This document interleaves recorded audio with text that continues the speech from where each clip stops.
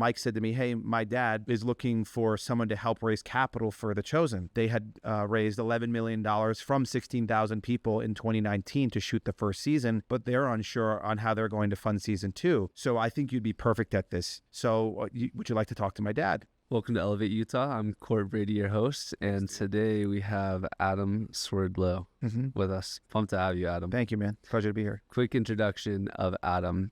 You're founder, COO, CEO, keynote speaker, advisor, and you help founders and builders build and scale their companies. That's correct. You were the COO of The Chosen, the TV show, The Chosen, that everyone knows.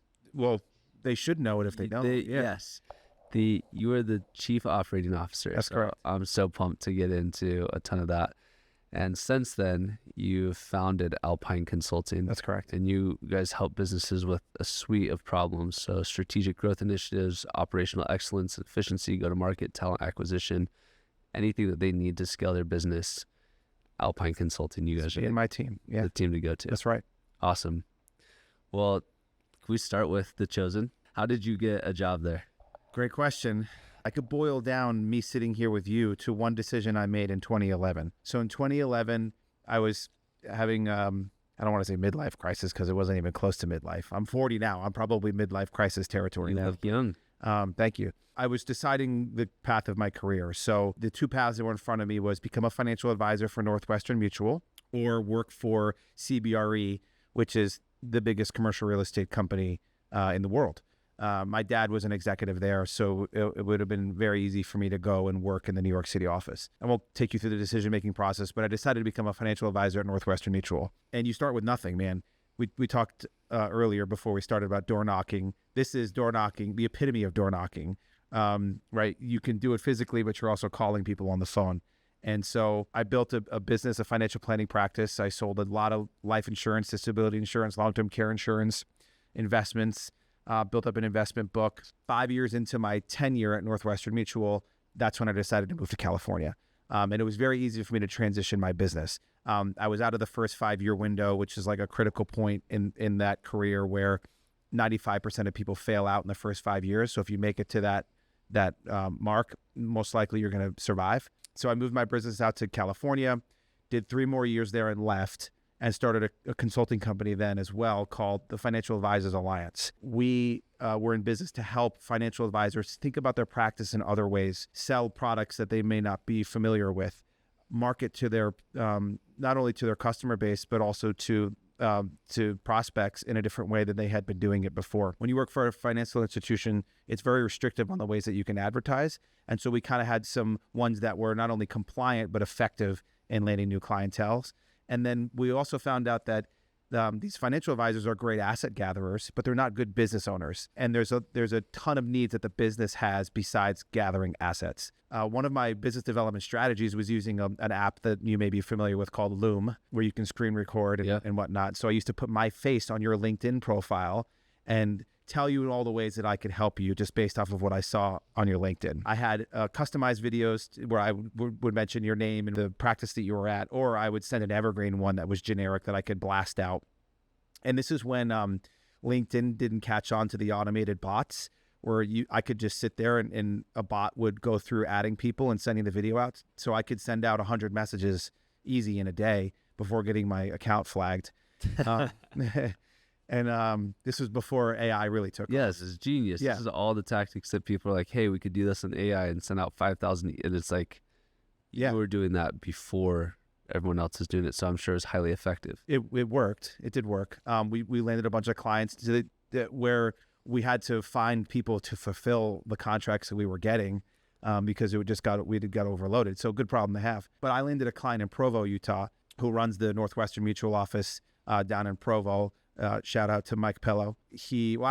I landed Shane Waller first. Shane referred me to Mike, who is Shane's boss, who runs the office down in Provo. This was about 2020, so this was right in the middle of COVID. Wasn't looking for anything, and Mike said to me, "Hey, my dad, Brad Pello, well known in the community here, is looking for someone to help raise capital for The Chosen."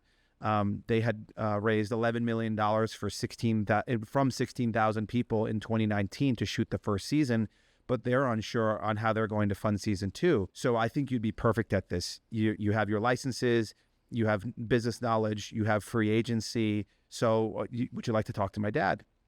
I said, sure. I never turned down an opportunity to have a conversation, probably why I'm here. And so I took the opportunity to have a conversation with his dad, and they hired me about 2 weeks later.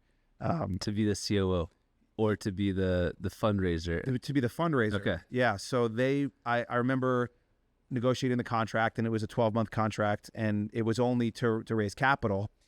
And they gave me the title of COO because FINRA, which is the governing body of financial advisors, says that I could not have any title that had finance to do with it. So it couldn't be chief investment officer. It couldn't be chief financial officer. It had to be chief operating officer. So it was a little serendipitous. So I signed the deal to raise capital, and I've told this to people, but I didn't know what I was doing. And this was, I knew generally, but I had never built a Regulation A capital raise, which is what it was. It's amazing how many people sat in that chair and said that exact thing of an opportunity presented itself, and they had no idea what they were doing. And I don't know if you're going to follow it up with this, but we are all too ignorant to stop, to think, if I would have known how hard this is going to be and how much work it is going to take and all of the things to overcome, probably would have said no at the outset. Maybe. I mean, I loved learning new things and doing many things, and so I think I don't know that I take it either way. Oh yeah, for sure, because I know I could figure it out. I've proven to myself through my childhood that I could figure it out. Yeah. One of my acronyms is FIFO, figure it out. You can pick your F word there, but I figured it out. I went through the capital raise process, built the whole thing. This is during COVID, and you have to work a lot with state agencies, and they weren't there. So I had to figure it out. I had to figure out how to get in touch with people. I had to figure out how to put this thing together, and I figured it out. And then as I was figuring it out, I also figured out that there was nobody kind of playing the Wizard of Oz behind the curtain of the company. And I just stepped into areas that needed attention. And I said to myself, season 1 was successful. We're going to go shoot season 2. Someone has to be running this business. Dallas Jenkins, love that guy. He's absolutely brilliant. Brilliant creator, brilliant visionary, and a brilliant writer and showrunner. But he was making the show. Someone needed to run the business. Daryl Eves, another one of the founders, brilliant marketer, and he's actually one of the guys behind Mr. Beast on his rise to fame. He was busy marketing the show, moving and shaking on how to get more people to watch the show. You needed somebody behind the curtain running and pulling the levers, and that was me. Branding is genius. I'm so curious about that type of business. What did you find that was a unique challenge? So I'm guessing a lot of people that are watching are familiar with The Chosen. Being in Utah, if you're in the South or in Utah, you're probably familiar with The Chosen. And they would, I think, be fascinated, the entrepreneurs, of what's different about running a production company like that versus running an HVAC company, fill in the blank. I think no matter the widget, whether it's The Chosen or an HVAC company, there are foundational principles that exist across all of those businesses. But what made The Chosen unique was that it was a company built around a show. And that usually doesn't happen. It's usually Netflix has somebody selling a piece of content to Netflix, or Netflix contracts it itself, right? It gets it done for itself. There's no crowd-funded show that then you need to build a company around to market, distribute, and make the show. And that's what made this really unique. So how do you tie all of those things together and create a company that's sustainable? So that was a challenge from the moment I stepped in those doors. Was it all crowdfunded? The first season was from a traditional equity standpoint. So there are 16,000 people that own equity. They own 44% of The Chosen. You're kidding. Or it's actually called 5 and 2 Studios now. But yeah. How much did you raise in that first year? It was $11 million from 16,000 people. Wow. Yeah. And the average was $100. Then from there, to make the future seasons, our distributor at the time was VidAngel. They became Angel Studios. And they figured out a way to get people to contribute to the show in a way called Pay It Forward. Pay It Forward was not was a purchase. It wasn't an equity investment. It wasn't a donation. It was the premise was, if you love this show and you want other people to watch the show and you want the show to be made so other people can watch the show, and if you feel compelled to do so, pay it forward so that those things can play out. While it wasn't your necessarily prototypical crowd fund in which your people are buying equity in the business, they were funding the future of the business through this mechanism called Pay It Forward. I have a sister who owns a theater, and it's a live theater, and it's such a unique business to own because you have so many employees that are being paid minimum wage or not being paid at all because they're obsessed with the mission and the community impact of what that theater is doing. Yep. I anticipate there are some similar things, like just how you described how you guys sourced funds. Yeah. People wanted to pay it forward because of the message of The Chosen. I'm guessing in large part, they're not going to do that for other shows that they're watching on other platforms. Can you talk about that dynamic of being able to lead a company that needs metrics, needs people to perform, and also has people that are there for an altruistic, I want to fill this gap? Well, first of all, you have to tell people that it's not a ministry, right? When they, a lot of people paid it forward and thought it was a donation, so who knows what they did on their tax return. Honestly, Dallas was really good at that. If you're unfamiliar, he would do live streams pretty regularly, whether it was around episode releases or when we were releasing new merchandise or some piece of new content. So he was really good at communicating to the audience the needs of the organization and pairing the fact that we were a for-profit company, or it is a for-profit company, with a missional aspect. It was very challenging, and I imagine it's challenging this day to bring along the people to continue to realize that it is a for-profit business that, yes, makes a show about Jesus, and there is a missional component to it. So how do you, someone listening that's going through that challenge, how do they approach that challenge? Is it the people they hire? Is it how they position the company? Is it, what suggestions do you have to them? That's a really tough question. I think it's a combination of all of those things. Because it's a for-profit business, we couldn't interview people and say, do you love Jesus? So we kind of...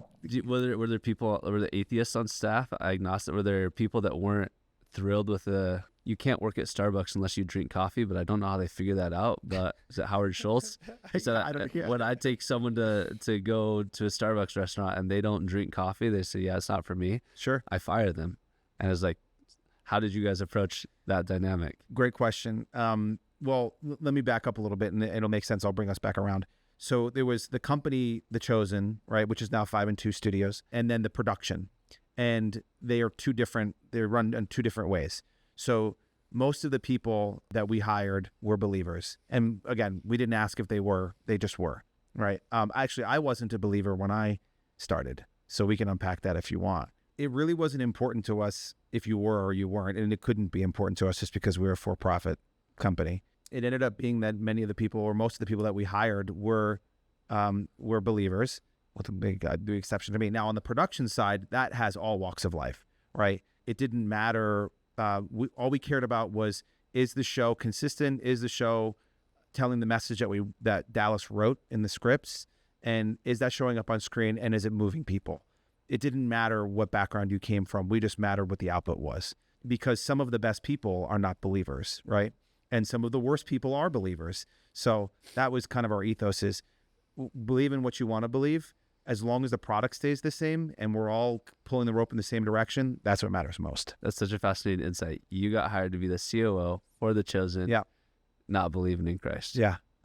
So my mother was raised Roman Catholic, and I didn't like how restrictive it was. Neither did she. I mean, when we were growing up, she said, here's nature, here's nurture, you decide. We celebrated high holidays, but we were not devout by any means. I'm from the Northeast, as we said earlier, and it's people don't necessarily wear their religion on their sleeve there. What I've come to find out moving to California now to Utah is, and working a lot in Dallas, is it's a lot more prevalent outside the Northeast.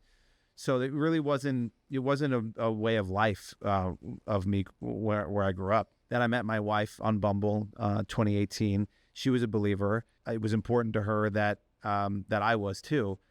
She had dated a lot of jerks that believed in Jesus, so I think she had enough of that and gave me a chance, even though I wasn't a believer at the time. And she knew I'd come around. I think she prayed obviously about that I'd come around. But so I get hired at The Chosen, and I had an opportunity to sit down with Dallas Jenkins and Dallas's wife, Amanda Jenkins. Not only do they write the scripts, but they also write the devotionals and the Bible studies. This was the first opportunity I had to sit down at a kitchen table, but mostly their kitchen table, and ask questions that I never really felt the ability to ask before, or someone that I could actually answer the question. I just went in with them. This was very early on. This was 2020, and there were, 4 employees. And I was hanging out in Dallas's house, sitting at his kitchen table and asking, hey, how does this work? Can you explain this to me? This just doesn't make sense to me. Can you make this make sense? And Amanda's awesome. Like, if you get a chance to talk to Amanda Jenkins, talk to Amanda Jenkins. I remember being and then past that point, a couple months later, we're in Dallas. We're leaving some meetings, and I'm sitting with one of the founding partners of The Chosen in his car, or in a car on the way back to our hotel. And I just felt compelled in that moment to give myself to the Lord with him.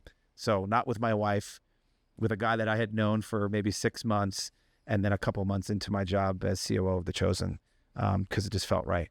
And I had gotten the answers to the questions that I needed. Wow. Thanks for sharing that. You're welcome, man. That's so cool. Yeah, interesting dynamic being on the Northeast and then other parts of the country where religion is such a cultural aspect. Yes. As well. Yeah. And for me, it was the fact that I'm not in control. That was really helpful, because a New Yorker wants to control everything, right? And when you realize that you can't and you don't, that's a huge weight off your back, right? And now I have 3 kids, 3 daughters, 3 beautiful daughters. And, we're raising them, to know the Lord as well. And I think it's great that they have that. I mean, my 2-year-old asks me to pray every night. I don't know that she knows what it means yet, but the fact that she's asking us to pray every night, I love that. So thanks for sharing that. Yeah, man.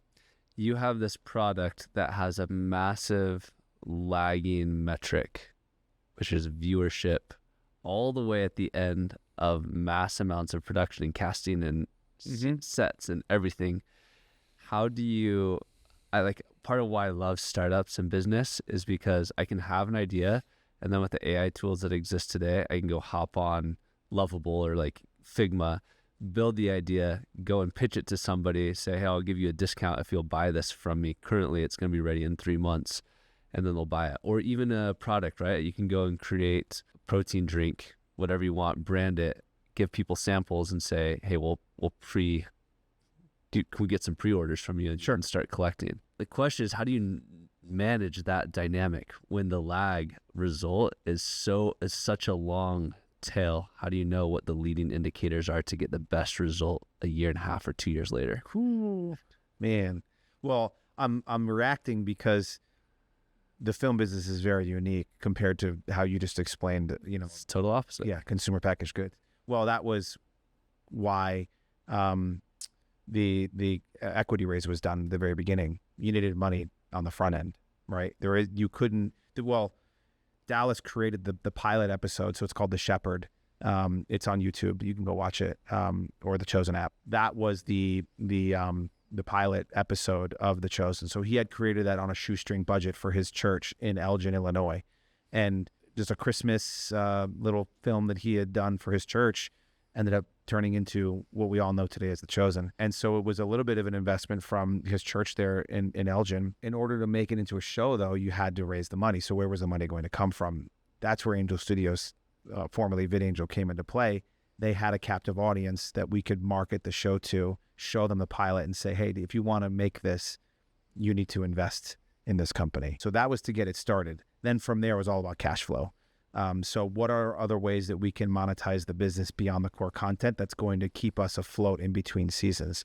There's also a lag time between when you make the show and when you show the show, right? Yeah. So you have to balance those. So in the early days, Pay It Forward was used to fund the show or fund the making of the show, and merchandise existed to keep us afloat, right? And so it was anything, it was T-shirts. This came later, much later, but like I still use this to this day. I love this thing. So things like this with, the word mark here on the front and the 3 fish here on the back. And this came to be around season 3. Well, a significant portion of the funding came from merchandise to pay salaries and keep the business afloat in between. So I would say it's you got to be able to diversify yourself a little bit and not be so reliant on your one revenue stream to make through those lulls. The founders of, I think it was Airbnb, they needed to get funding. They couldn't figure it out, and they sold Obama O's. And who was Obama running against? Was he running against Bush?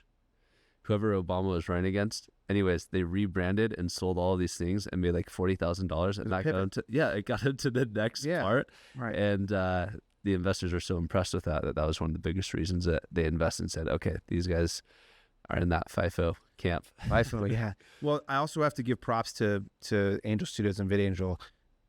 Season 1 was released. It was behind a paywall. Nobody paid for it. Where did that money come from? That came from the 16,000 people investing $11 million. So you said no one paid for it. It was after the fact. So the show was made and it was put out on VidAngel's platform, and it was behind a paywall where you needed to pay to watch it. Oh, interesting. Nobody paid for it. So they said, this is the word of God. We need to give it away for free. So let's give it away for free, but also create a way for people to contribute to it if they love it. And then Pay It Forward was born. So the paywall is pay, then you can watch the show. That's right. No one was paying for it. That's correct. And they said, we'll get rid of the paywall. People watched it, loved it, and then paid it forward. Yeah. So they gave it away for free, and it's still free to this day. There's windows, so like it'll be on I think there's an exclusive with Amazon now. So if you ever an Amazon Prime member, you can watch it, but then eventually it will wind up on the chosen app and it will be free.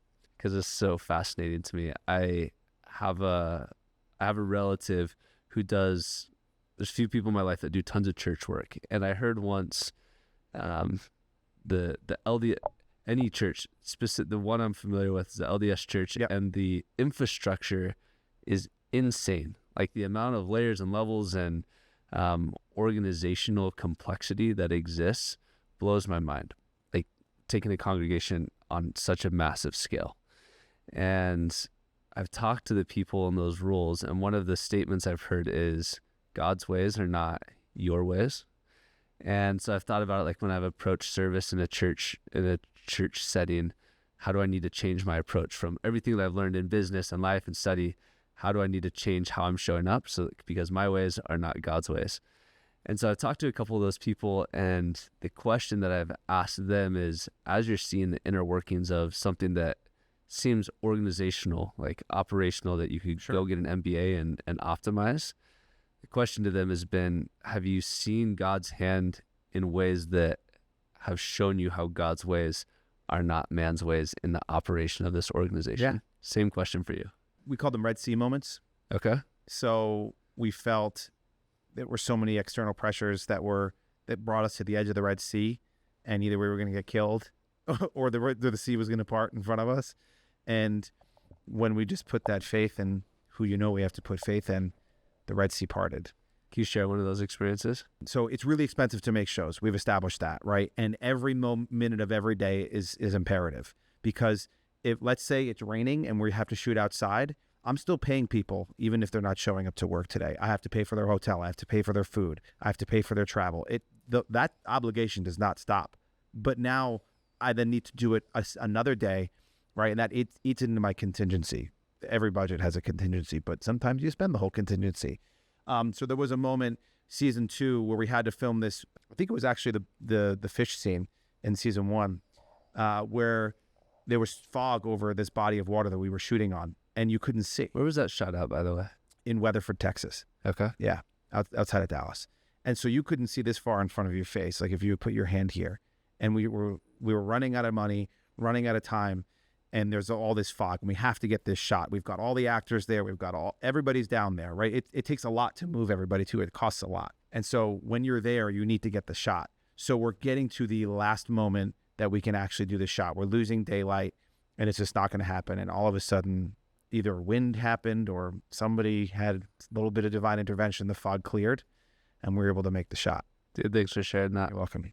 Yeah. So now transitioned out of the Chosen. Yep. You started Alpine Consulting. That's right. You help businesses scale in a myriad of different ways. Yep.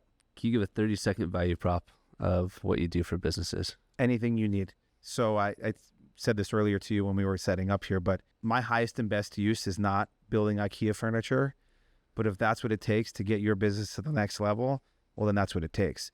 I think my value prop is being able to jump into a bunch of different areas. I pride myself on being a generalist in that if you need marketing help, great, let's do that. If you need go-to-market strategy, great, let's do that. If you need to tear down your operational systems and you don't have an operating system, great, let's tear it down and build it. If your finances are in a shambles or are in shambles and your financial reporting stinks, let's fix that. So no matter what it is, I can probably speak into it and operate it. That's my value prop. Love it. You sound like an integrator. Have you read the book Traction? Yes, I'm an integrator. Yes, You're the 100%. integrator. Yeah. Someone has a vision and you turn it into reality. Yes, and I love that too. I love having a visionary who's like, this is what I want to build. I'm like, great, give it to me. Let me build it. Are you you're only doing stuff fractionally and advisory and consulting? You're not looking for, someone's listening like, oh my gosh, I need an integrator in my business. They should not hit you up for a full-time role. Hit me up. Let's figure it out. I mean, we talked about this earlier, but W-2 sounds great, but I like to march by the beat of my own drum, and it'd have to be the right opportunity for me to say that I'm willing to give up the other things that I'm working on that I'm super passionate about to focus on one opportunity. But I'll never turn down a conversation. If we need to talk, let's talk and we'll figure it out. What's the best way for people to get a hold of you? I'll give you my cell phone number, Okay. 203-233-2423, 203-233-2423. You could text me if you call me. I have a spam blocker, so you won't get through. So text me first. Perfect. Or adam@alpineconsulting.co, not com.co, adam@alpineconsulting.co. That phone number is still that Connecticut number, isn't it? You got it. We have some And, customers in Norwalk. Yeah, it's funny. My the bullpen at Northwestern Mutual, I left so many voice messages on people's phones with that phone number that all my coworkers memorized my phone number. Love it. Yeah, and it's been the same one since I was 16, so I'll never get rid of it. Yeah. Okay, we wanted to discuss, this has been awesome. Thank you for everything you've shared. Yeah. We wanted to go deep on something, just touch on it that you're passionate about. And you said what's something you've been ideating on recently is having your strengths and your weaknesses on both sides of the coin. Your greatest strengths are your greatest weaknesses. That's right. And figuring out how to navigate and balance that. That's right. You know, with age comes or should come maturity, and learning about yourself. You know, I want to give credit to Dallas Jenkins because he's the one who told me your greatest strengths are also your greatest weaknesses. And one of mine would be how fast I am. When I need to sprint, I can, and in a business setting, that can be really good, but it can also be really bad. And so just as I become more mature as an entrepreneur, as a dad, as a husband, it's knowing when to slow down, knowing when to throttle up, right? Knowing when to downshift, to speed up, knowing when to coast, right? That's something I'm always working on, and I'm working on even more today, just because I need to set an example for my three girls. And if you operate too quickly, man, you can create a mess. How do you figure that out when you need to shift up and shift down or stay in neutral? Taking a step back and saying, what does this task require? Does this require me to sprint, or does it require me to slow down and really be analytical about this? And that comes with maturity. Because in the past, I wanted to please people. And yes, that's important to a certain extent, but I think you got to get it right over pleasing people all the time. I've been obsessed with this idea of being able to have two conflicting characteristic traits at the same time, or also I originally heard it with the ability to hold on to two seemingly conflicting thoughts, because there's no such thing as conflicting thoughts. All things are true. If not all things are true, but all truth can coexist together. Mm-hmm. But there's often times where I see two things, it's like those two things are both right, but I don't see how they go together. And I love trying to hold on to both of them at the same time. So I've been trying to have empathy and a killer instinct at the same time. Okay. But I'm curious on your opinion. Does it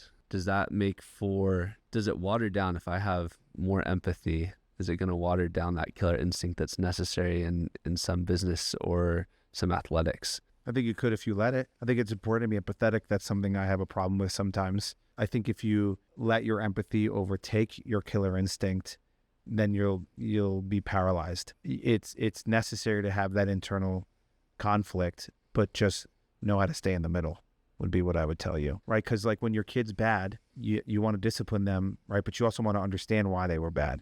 I want to figure out how to have both to the max or whatever degree is necessary. So I don't want to be lacking a killer instinct and lacking empathy. Okay. I want to have both in their fullness and figure out how to have them both coexist.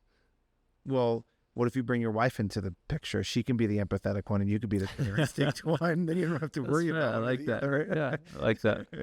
Yeah. Adam, this has been awesome, man. Thank you so much. Yeah, dude. I have one more question, Bring it. which is the question we finish every podcast with. And I'll give you two questions. You can answer either one. One is, if you could talk to yourself 10 years ago, what advice would you give yourself? The other is, if you don't want to answer that one, you can say, if you were talking to yourself 10 years in the future, what would your future self likely tell you today? My past self would, I'd say, slow down, be persistent, be consistent, and enjoy the journey. Those things I think I've done really well at over the past few years or past 10 years. And then my future self, what I'm going to tell my future self What would your future self tell you today, today? I think the same thing. Be persistent, be consistent, enjoy the journey, because it'll be over before you know it. Love it. Dude, this has been awesome. Thanks so much. Thank you, man.